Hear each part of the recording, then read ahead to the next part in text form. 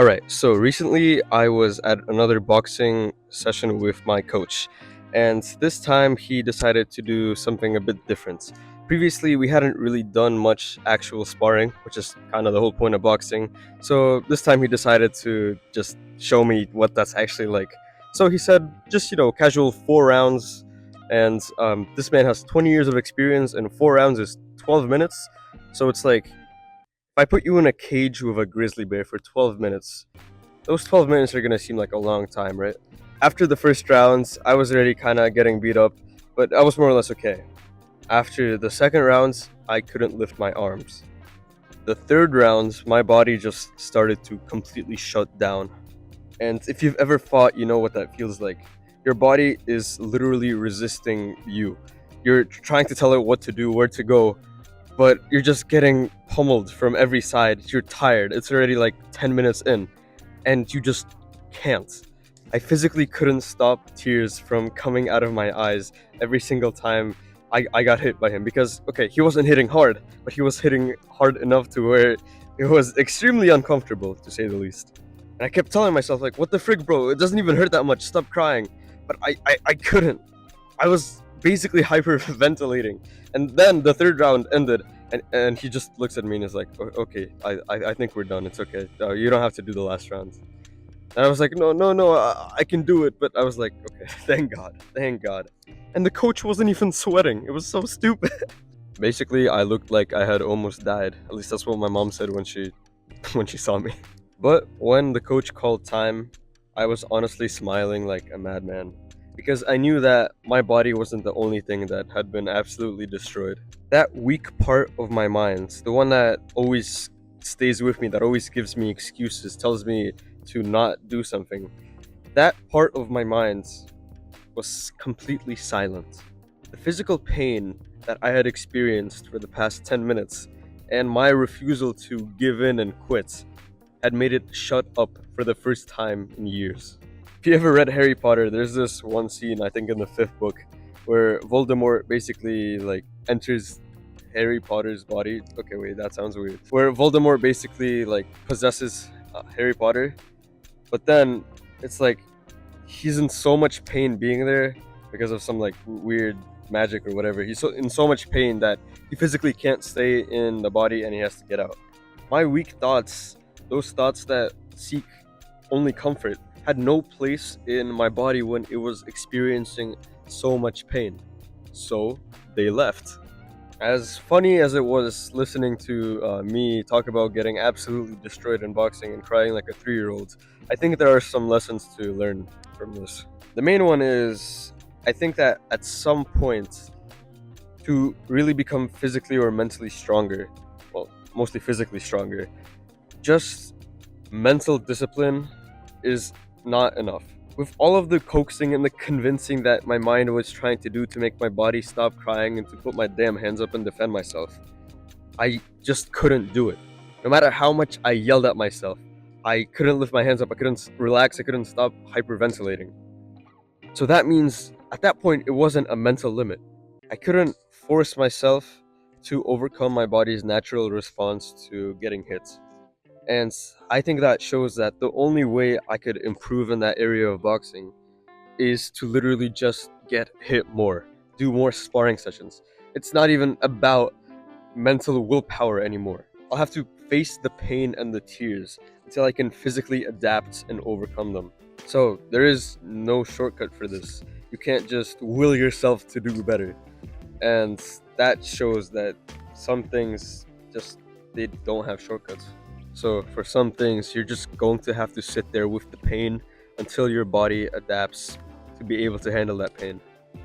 Well, my next video is actually about that. It's a full guide on discipline for like noobs.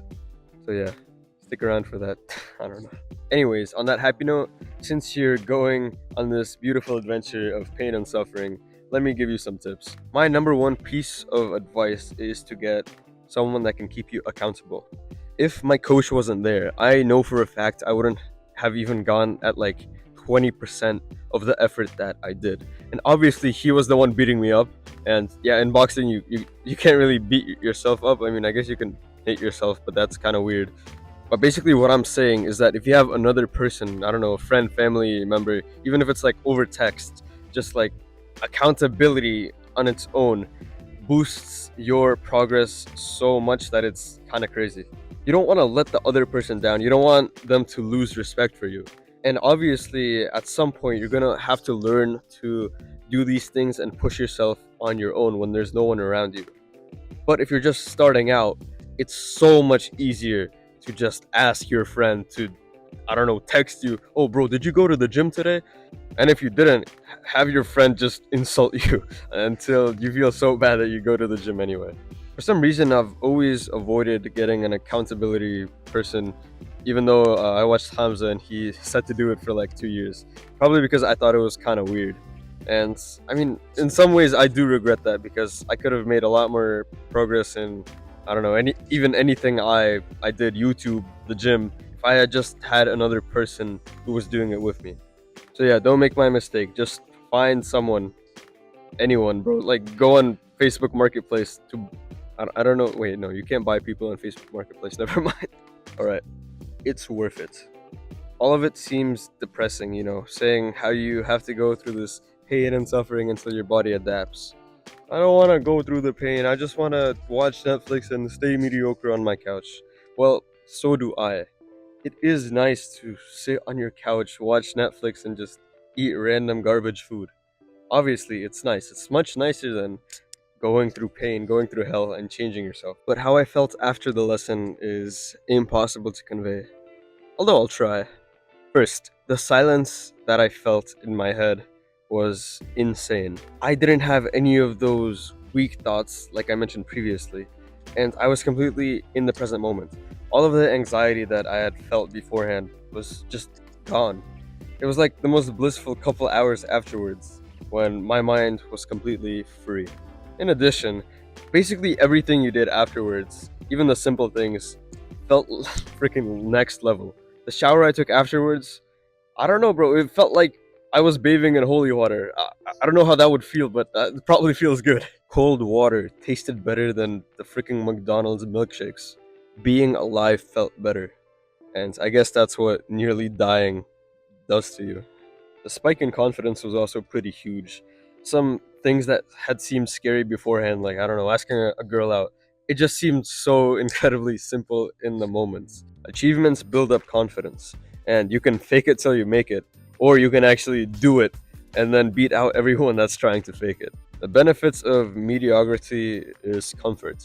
The benefit of pain is a more fulfilling life, in my opinion. And in my opinion, pain is a lifelong journey. You can't just expect to go through it once and then be fine. Not if you want to keep leveling up for the rest of your life. If you want to do that, well, you have to go through pain for the rest of your life. If I stopped trying to work hard, I'd honestly die of boredom and anxiety because that's what happens when you know your future is coming fast at you and you're not doing anything to prepare for it. So I won't stop working. And people might say that's like a workaholic, but I say I'm just living life the way it was intended to be lived. I know I said a bunch of pretty controversial things, I think.